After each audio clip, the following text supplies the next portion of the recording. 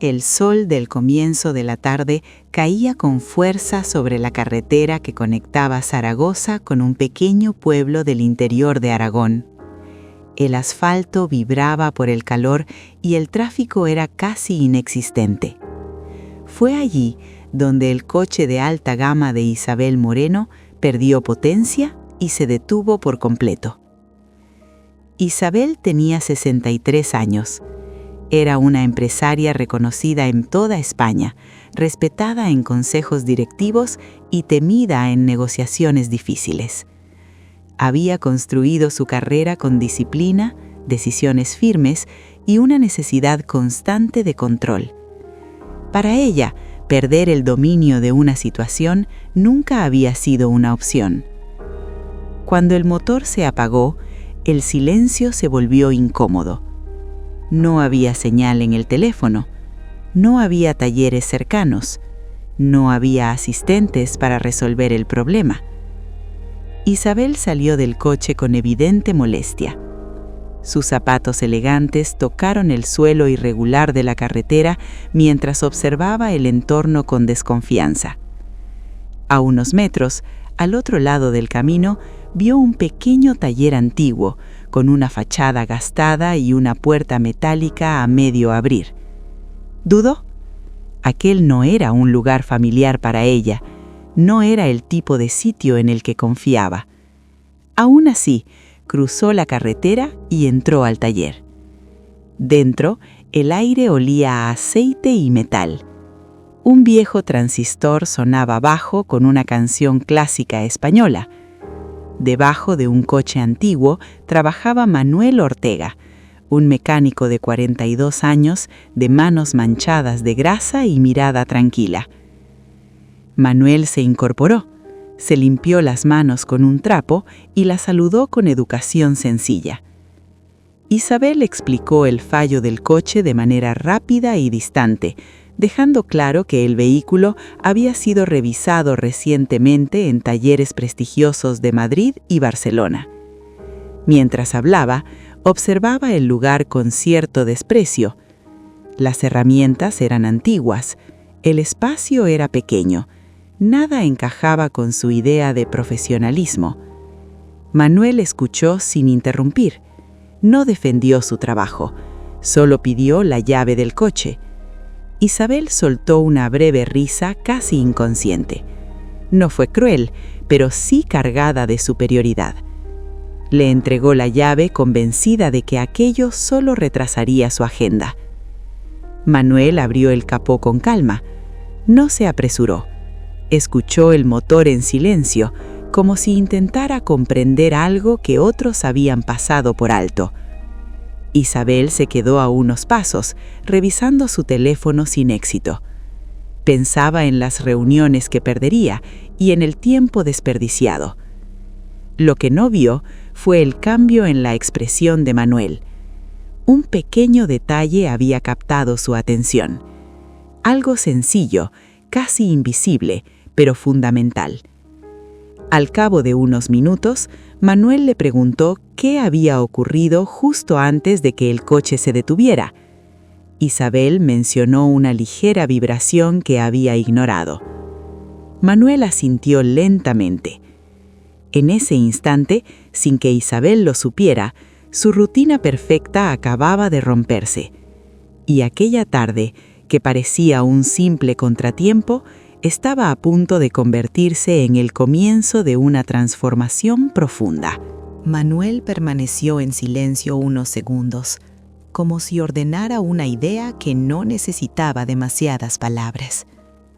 Con movimientos firmes, retiró una pieza pequeña, casi imperceptible para quien no conocía de mecánica. Isabel observaba desde lejos, con los brazos cruzados, luchando por ocultar su impaciencia. Ella, acostumbrada a resolver problemas con llamadas y decisiones inmediatas, se encontraba ahora dependiente de un hombre al que no conocía, en un taller que jamás habría elegido. La situación hería su orgullo. Cuando Manuel explicó que el fallo podía deberse a un ajuste innecesario realizado en una revisión anterior, Isabel reaccionó con incredulidad. Cuestionó si realmente creía que talleres prestigiosos de la capital podían cometer un error tan básico. Manuel no se ofendió. Respondió con serenidad que, a veces, demasiadas intervenciones confunden más de lo que ayudan.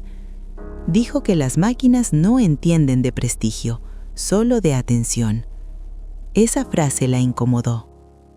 Isabel guardó el teléfono y comenzó a observar cada movimiento. Manuel no mostraba prisa ni ansiedad. No intentaba impresionar.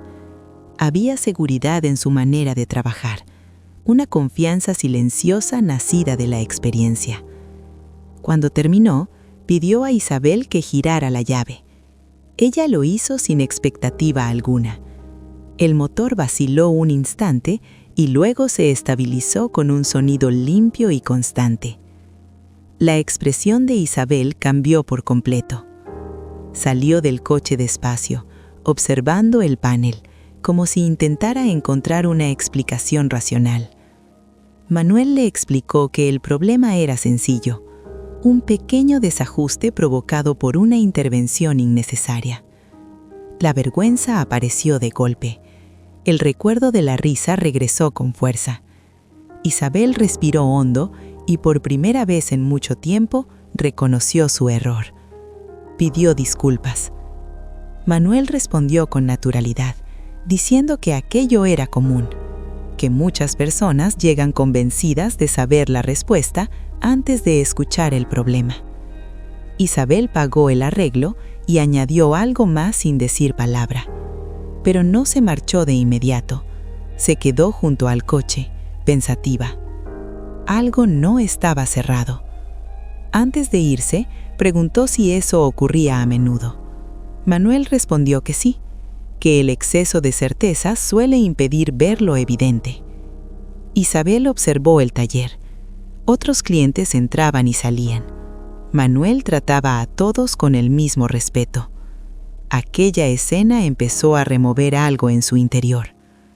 Antes de subir al coche, Isabel preguntó si alguna vez había pensado en trabajar en un gran taller. Manuel respondió que había tenido oportunidades, pero prefería quedarse donde podía resolver problemas reales, sin prisa ni apariencias. Isabel se marchó por la carretera con el motor funcionando perfectamente, pero su mente, por primera vez en años, estaba inquieta. La carretera se extendía tranquila frente a Isabel Moreno, pero por dentro todo era confusión. El sonido estable del motor, que debería traerle calma, se convirtió en un recordatorio constante de lo ocurrido en aquel taller sencillo. Intentó concentrarse en sus compromisos pendientes, reuniones, decisiones importantes, responsabilidades que siempre habían definido su identidad. Nada lograba ocupar su mente como antes. La imagen de su risa volvía una y otra vez, no como burla, sino como reflejo de una actitud que llevaba años sin cuestionar. La prisa, la certeza absoluta, la costumbre de medir a las personas por su entorno. Esa noche durmió mal. Se despertó varias veces con una sensación incómoda en el pecho. Al amanecer, sentada sola en la cocina, comprendió hasta qué punto su vida se había vuelto automática. Todo funcionaba, todo avanzaba, pero casi nada era realmente observado. En ese silencio, tomó una decisión que jamás habría imaginado. Canceló compromisos, apagó el teléfono y regresó al pueblo del día anterior.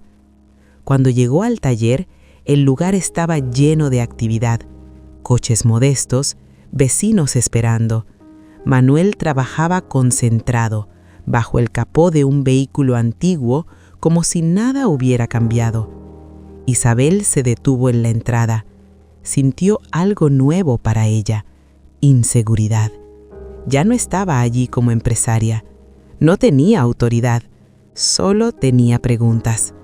Manuel la vio y asintió con la cabeza sin interrumpir su trabajo. No hubo sorpresa, No hubo expectativas. Isabel explicó que no había vuelto por el coche. Confesó que la situación del día anterior la había descolocado. Admitió que su reacción había nacido del orgullo. Manuel escuchó en silencio. Luego dijo algo que la dejó sin defensas. A veces, el mayor fallo no está en la máquina, sino en la forma de mirarla. La frase cayó con fuerza. Isabel pasó la mañana observando. Vio cómo Manuel detectaba problemas casi invisibles, cómo trataba a cada persona con paciencia, sin importar el vehículo o la apariencia. Eso la desarmó. Comenzó a repasar su propia historia. ¿Cuántas veces había ignorado talento por no encajar en su idea de éxito? ¿Cuántas decisiones se tomaron desde la apariencia y no desde la atención real? La caída no fue pública, fue interna. Sintió el peso de los años construidos sobre certezas rígidas. Sintió vergüenza, sintió miedo. Antes de irse, le hizo una última pregunta. Si tuvieras recursos ilimitados, ¿qué harías diferente? Manuel pensó un momento. Respondió que escucharía más, que ningún recurso sustituye a la atención. Ese fue el punto más bajo. Isabel salió del taller sin respuestas claras, sin certezas, solo con la sensación de que para avanzar tendría que dejar atrás una versión antigua de sí misma. Los días siguientes marcaron un antes y un después en la vida de Isabel Moreno.